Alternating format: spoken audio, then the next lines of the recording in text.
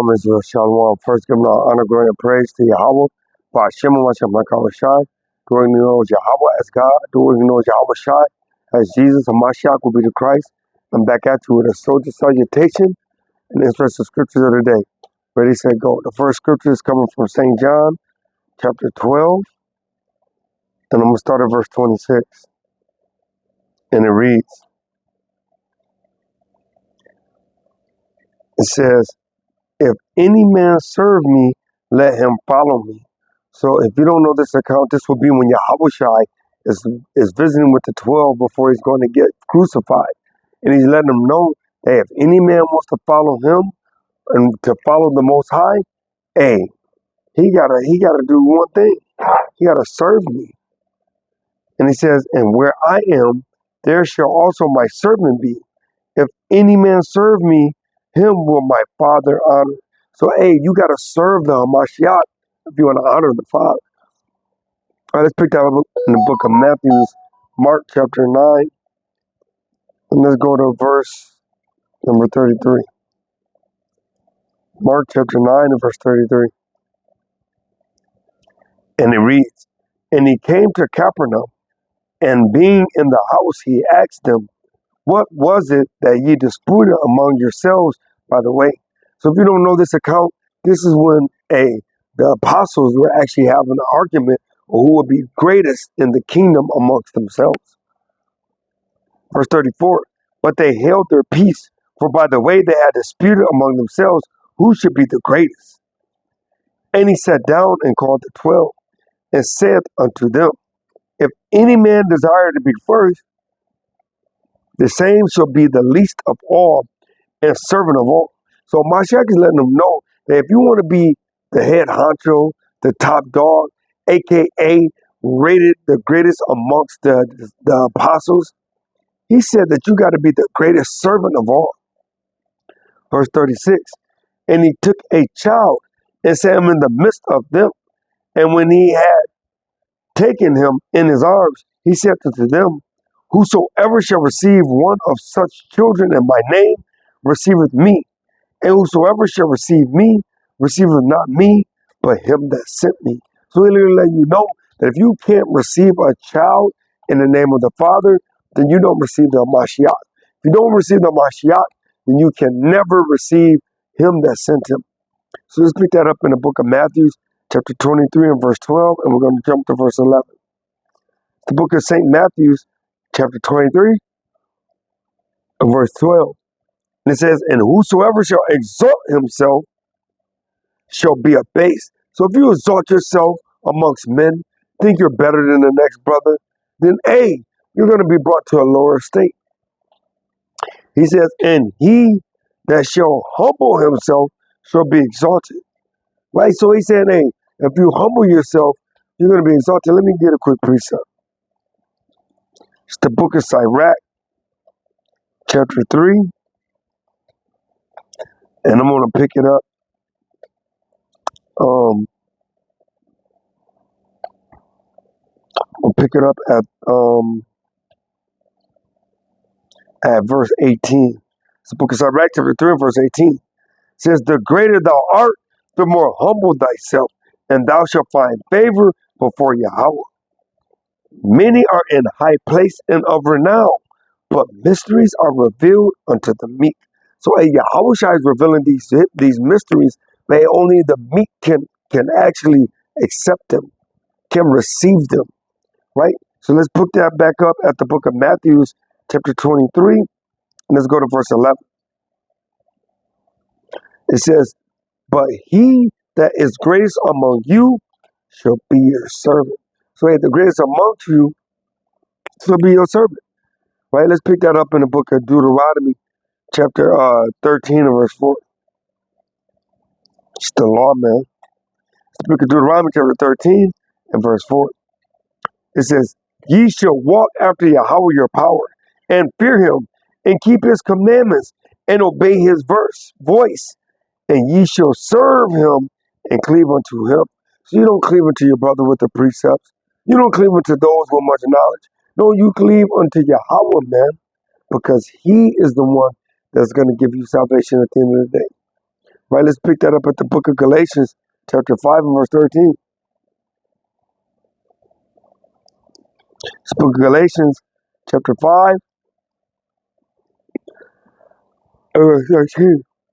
So like it says, for brethren, you have been called unto liberty.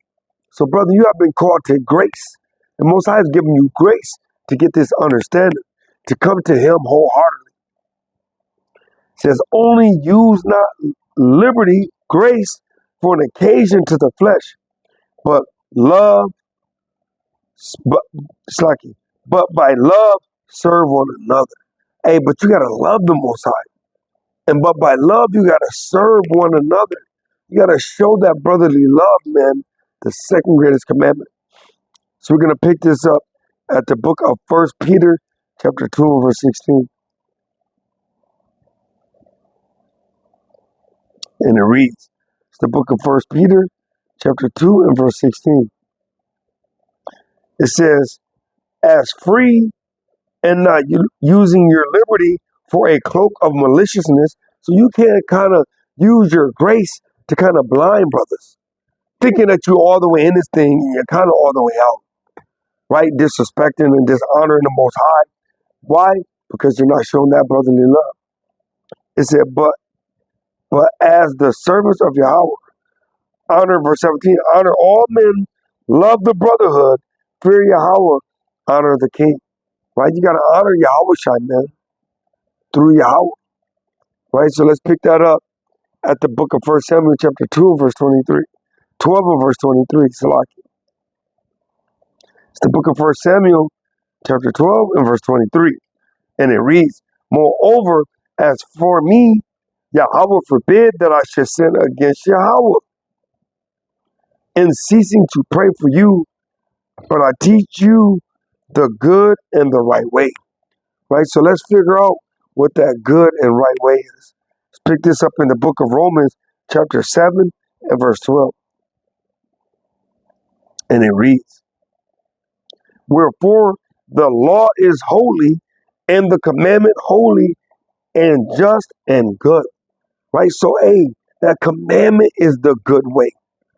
Now, let's get a little quick thing, right? Because let's go back real quick. 1 Samuel chapter 12 and verse 23. Because he said something that was really, really important to me. It says, moreover, as for me, Yahweh forbid that I should sin against Yahweh and ceasing to pray for you, but I teach you the good and the right way. So let's find out a little information about that right.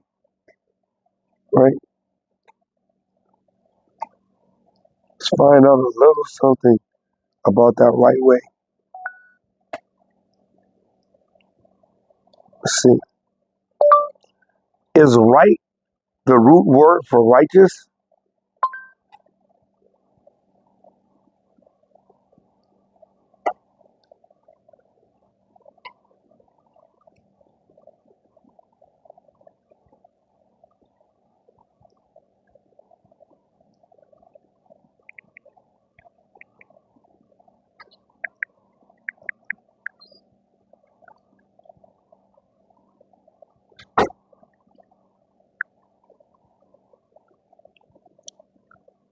It says yes. It says yes. Right is indeed the root word for righteous. The word righteous evolved from the Old English word ritwis, which is the compound word of right, meaning right, and wis, meaning wise or manner. So I'm going to look up the definition for righteous.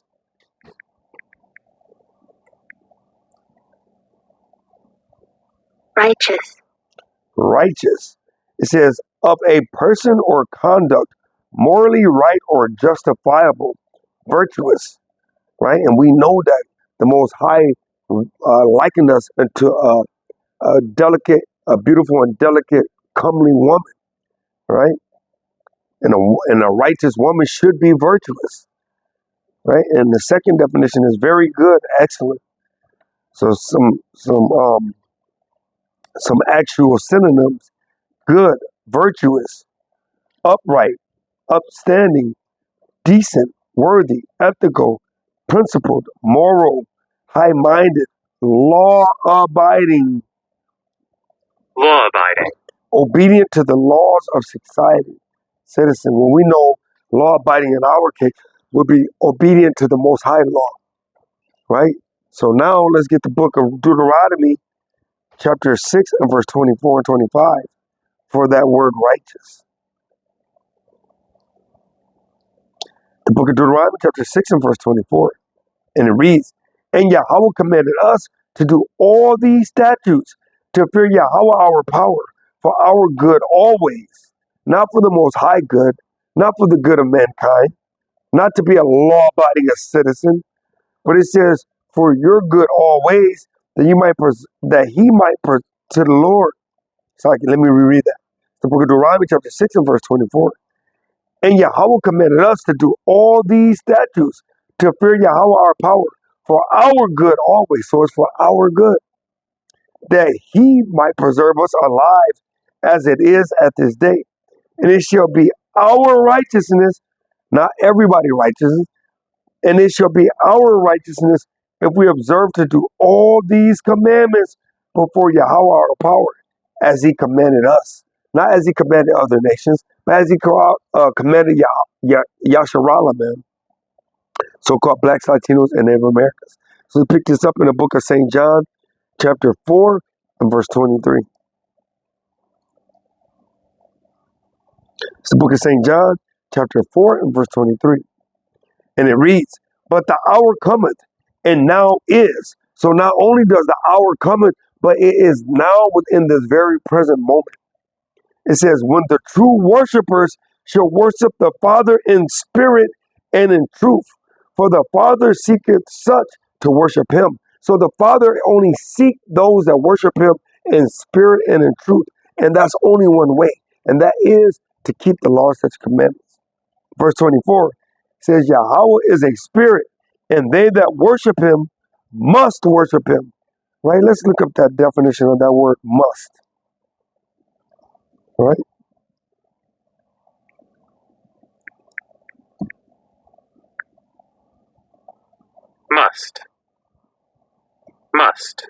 Must. Be obliged to. Should. Expressing necessity. Right? Expressing an opinion about something that is logically very likely. Right? Something that should not be overlooked or missed. So we know it's the first one. Be obliged to. Should. Expressing necessity. Right? Should. Right?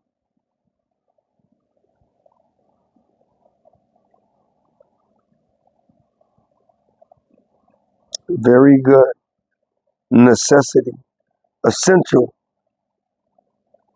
Right? Requirement. So must is a requirement. A thing that is compulsory, a necessary condition. So he said, this is a necessary condition.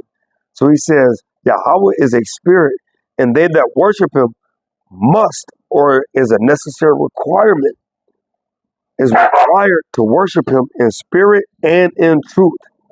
Right? So you gotta worship him in spirit and in truth. Right? So let's go to the book of St. John, chapter 6 and verse 63. And it reads, it is the spirit that quickens. So the spirit is what changes you, what converts you. It says the flesh profiteth nothing. The words that I speak unto you, they are spirit and they are life. So, in order for you to be changed, in order for you to worship him righteously, you got to quicken. You got to be changed in the twinkling of an eye. So let's bring out this last precept, and we're going to go ahead and land this plane. It's the book of Ephesians, chapter 2. We're going to start at the first verse. And it reads, and you have he quickened, who were dead in trespasses and sin.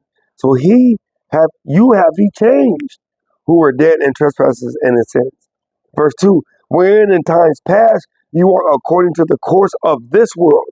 You walk wicked, you walk according to the prince of this air, right? According to the prince of the power of the air, the spirit that now worketh in the children of disobedience, among whom also ye all had our conversation in times past, in the lust of our flesh, fulfilling the desires of the flesh and of the mind, and were by nature the children of wrath, even as others.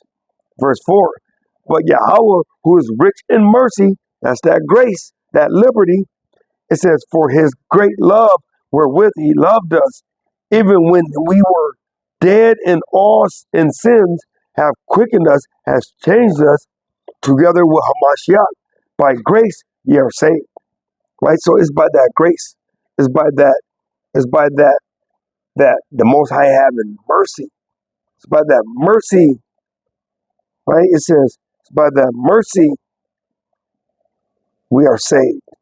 Verse 6, and have raised us up together and made us sit together in heavenly places in Hamashiach Yahushai. So, that's how we're going to get that seat Most High with him. Is he's going to have that grace, he's going to have mercy, and he's going to give us a place Most High willing if we endure to the end. So first, giving all honor, glory, and praise to Yahweh Ba'Shem, Hashem Yahushai. I pray that the inspirational scriptures of the day and the social salutations, give you mercy and grace from the Most High. And with that being said, Shalom.